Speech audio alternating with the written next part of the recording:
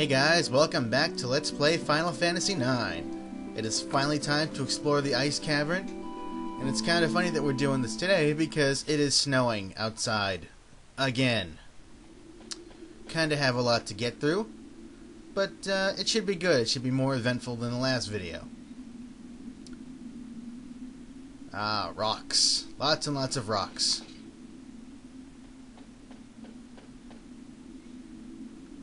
What's up, VV?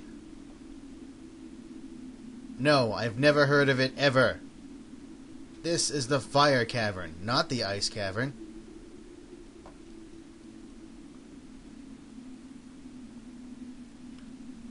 It's supposed to be a beautiful place covered in rat droppings. You know, this is not that far from Alexandria. You'd think that anybody that had to get there from another country would notice this place, and it wouldn't be such a fabled, mystical place. It would be well traversed and documented. But no, it is not. Again, I love this game. I just can't help picking it apart for some reason. I don't know. I guess I just do that to things I love. I just rip into them. And in case you weren't sure if it was the Ice Cavern, here's the title. Just for you. Now, actually, I like ice areas in RPGs, because usually they do a pretty good job making it look very beautiful, and there's usually some fun monsters, although usually they have a status effect that'll freeze you to death. But not here. And, I don't like ice areas in platform games. Those aren't as much fun. But this is not bad.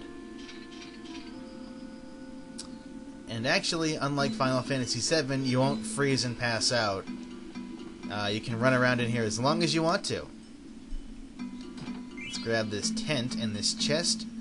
Now you see these little gusts of wind? If you run into one of those, you'll be thrown into a battle with a weird or a wired, I'm not quite sure how that's pronounced, but it's actually not a bad thing because you can steal tents from them. It's kind of guaranteed experience points. They're not hard. I think the most you'll fight at once is 2 of them, and it's up to you whether you want to do that to level up.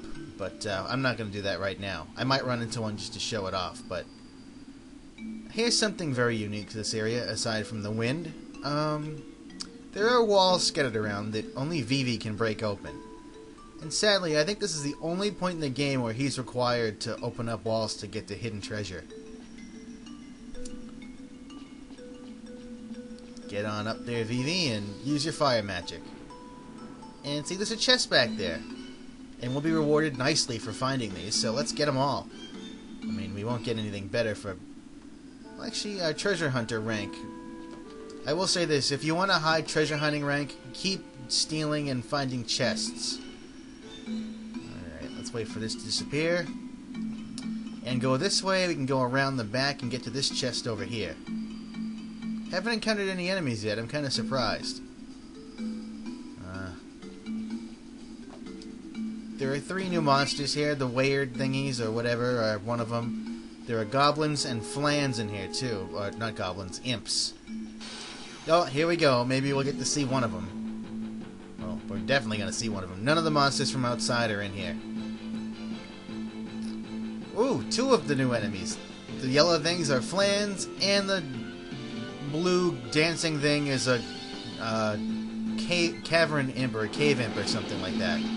He will put you to sleep, so you want to take him out as fast as possible. Although Vivi's fire magic works wonders in here, so you should be able to kill them all with 1 spell. If you're wondering if they have anything interesting worth stealing, the flans carry some ore, and the cave imps carry phoenix downs, if you feel like stealing them. And look, we got them anyway. A lot of the monsters tend to drop whatever can be stolen from them, so you don't have to waste time stealing all the time. And of course, a lot of them carry potions and other items as well. I'm not going to worry about them. I'm not going to mention every time a monster carries a potion to steal. You know, it's not worth it. Just a bunch of flan.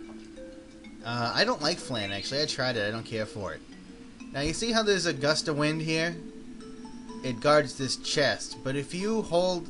Or if you... Not hold. If you wait for the dialogue box or the wind to disappear before you close that dialogue box, you won't get attacked. It's very nice if you don't feel like fighting those things.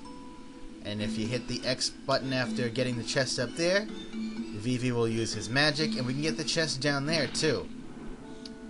I should add the flans in here are not resistant to physical damage, so more of the same. Not worried about them. Let's move on. Mage Masher is in this chest. We want to give that to Zidane right away. We can learn the detect ability, which will let us see what an enemy is carrying that we can steal.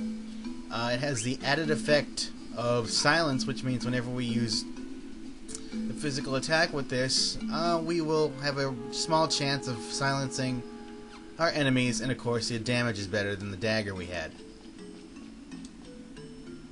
There's a wall up here we can break open, so let's get to it. Ooh.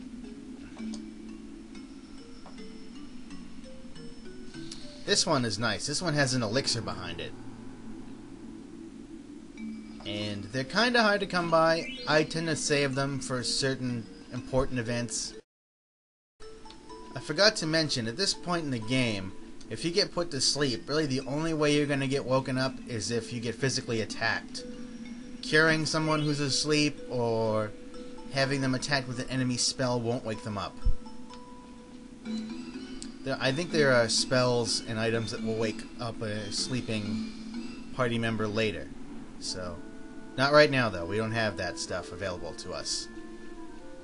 I want to head over here and grab this chest, which contains a leather wrist. And we want to give that to Zidane for now. I might give it to Garnet later. I'm not sure. Move on.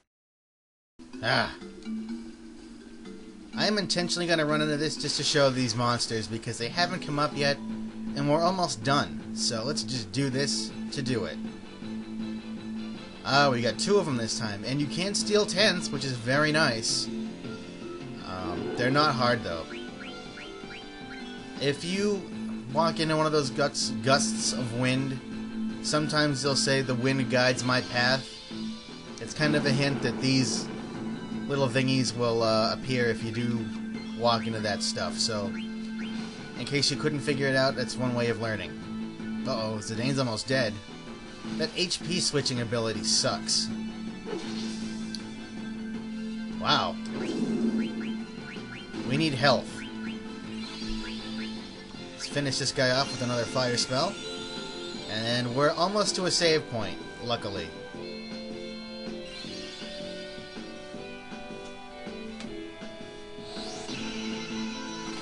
Cut that out.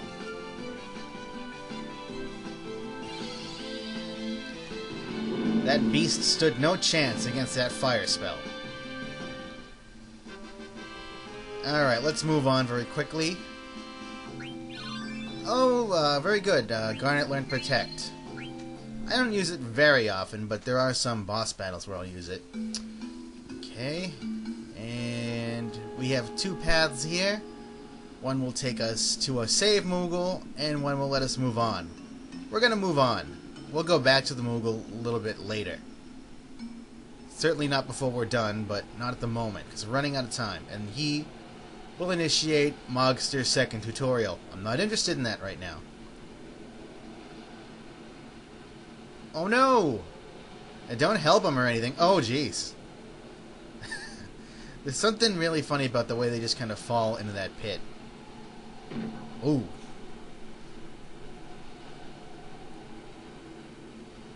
No, they're dead. They're clearly not alright. They're dead. It's pretty obvious, I would think. They're not moving anywhere anytime soon. Ooh. So I guess I sort of was wrong. You do pass out here, but it's supposed to happen. It's not like it randomly happens.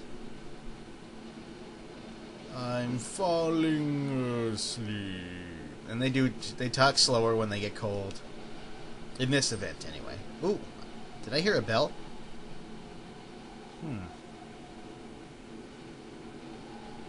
What could that bell be?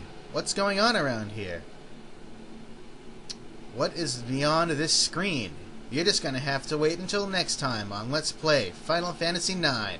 I will see you guys later. Thanks for watching.